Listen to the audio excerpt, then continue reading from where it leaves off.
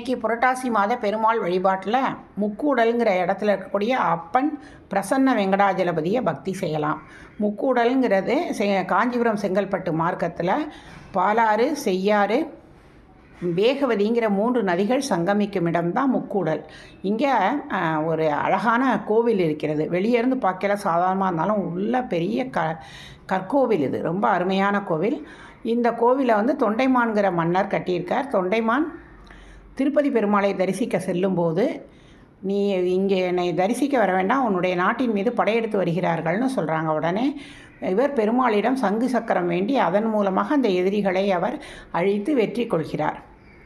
அப்புறம் திருப்பதியில் போய் பெருமாளை சேவிக்கிறார். எனக்கு வைகுந்தம் வரணுன்னொடனே அவர் சொல்கிறார், இந்த மாதிரி 3 நதிகள் சங்கமிக்கிற முக்கூடலுக்கு போ, அங்கே நான் உனக்கு காட்சி தரேன். அது மாதிரி அவர் இந்த இடத்துக்கு வர்றார். அப்போ பெருமாள் சயன கோலத்தில் இருக்கார். இவர் நுழையும் போது அப்பா வெங்கடேசா அப்படின்னு சொல்லிகிட்டே உள்ளே நுழைஞ்சாராம். உடனே பெருமாள் எழுந்து உட்கார்ந்து நின்று இவருக்கு காட்சி கொடுத்தாராம். அதனால் இந்த கோவிலுக்கு அப்பன் வெங்கடேச பெருமாள்னு பேர். அப்பா வெங்கடேசான்னு சொன்னதுனால அப்பன் பிரசன்ன வெங்கடேச பெருமாள்னு பேர். பாலாற்றின் தென்கரையில் நல்ல வயல்வெளிகள் சூழ்ந்த இடத்துல அருமையாக இருக்குது. இதனுடைய வடகரையில் நரசிம்மர் கோவில் ஒன்று இருப்பதும் சிறப்பு. இது செங்கல்பட்டு காஞ்சிபுரம் மாவட்டத்தில் இருக்கக்கூடிய கோவில்.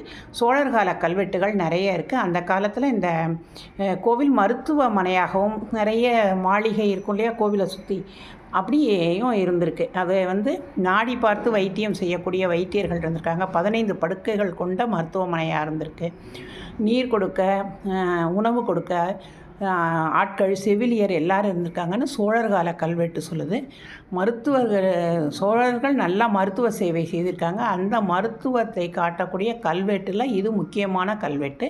அமைந்திருக்கும் இடம் முக்கூடல் அப்பன் பிரசன்ன வெங்கடேச பெருமாள்.